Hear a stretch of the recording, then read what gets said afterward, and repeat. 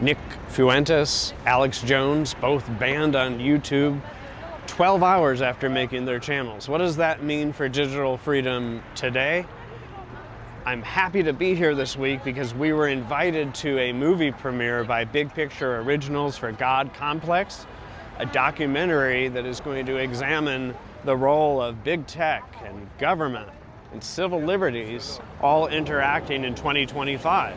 The movie's coming out for free on YouTube middle of October, October 16th. I hope you'll take it in. Some interesting folks like Mike Benz and Matt Kibbe are there. And we're going to jump into all of those issues in depth.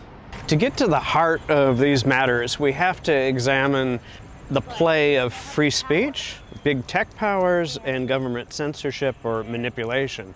We have a batch of cases to do that. So last Supreme Court term, the United States Supreme Court turned down and denied relief to Missouri, who brought a challenge to the Biden White House over its supposed manipulation and suppression of speech online on places like Facebook and Twitter related to COVID skepticism about vaccines, COVID alternate treatments. If you look at the record in this case, it's pretty amazing because there is a lot of back channeling that occurred between the executive branch and online platforms. And the film that we talked about, The God Complex, is going to go into that in depth. I'll let you watch that separately.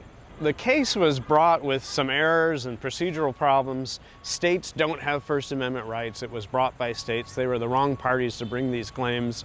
And we didn't get to the heart of the issue, which is when does government nudging, when do mafioso-like threats become real First Amendment injuries?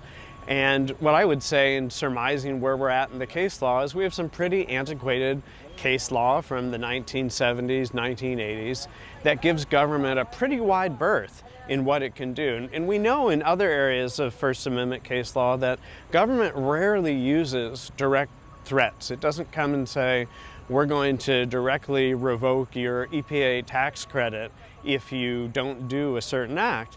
They do this in a much more nuanced, it'd be a shame if you lost this subsidy that you've relied on before. It'd be a shame, hints and nods and winks. And in other areas of First Amendment case law, we say that's enough of a chill and a threat that someone would reasonably rely on that. Whereas in the cases involving private actors and government manipulation, we give a benefit of the doubt almost to government. So we're talking about the differences between government mafioso-like threats versus direct threats. And case law has a long way to catch up from where we lived in the 1970s, say, to today's online world, where government has more and more power. It has more ways to be able to leverage regulatory instruments to be able to create pressure against private actors. I think that the Supreme Court needs to revisit those and give more benefit of the doubt to speech than to government actors. But this is going to take years to work through the courts again and to eventually get to the Supreme Court, and they're put in a very difficult position to issue a new doctrine to do so. But we had a second set of cases that we need to jump into as well, ones that you may not like as much. Now, the second batch of cases that were both turned down last term by the Supreme Court arose out of Florida and Texas. Both wanted to impose requirements on social media platforms for how and why they might deplatform an individual or demonetize them or otherwise manage social media posts. Now, both of these are the net choice cases. Both of them came up to the Supreme Court and were sent back on procedural issues related to facial versus as-applied doctrine. We're not going to get into that here. It's very boring for you. But importantly, different circuit courts are struggling with the idea of how much leverage and control does the state, does government have to be able to put on social media platforms. And we have to go back to a couple important cases from the 70s and 80s that help us understand this. So back in the 70s, there's a case, Miami Herald, where there was a law in place that said if someone criticized a politician and that ran in a newspaper, that newspaper had to give equal space for that politician to be able to respond to it. Sort of like a equal footing or fairness doctrine in that sense. This case bubbles up to the Supreme Court, and the Supreme Court says, well, no, of course not. The heart of press freedom, of a newspaper, is the ability to decide, I'm going to run this particular content, I'm going with this particular view, I want this speaker and not that speaker. Editorial judgment, it is sacred for newspapers, and without that, newspaper is no longer a free press, it's a government bulletin board, and that's something we don't tolerate in a free society.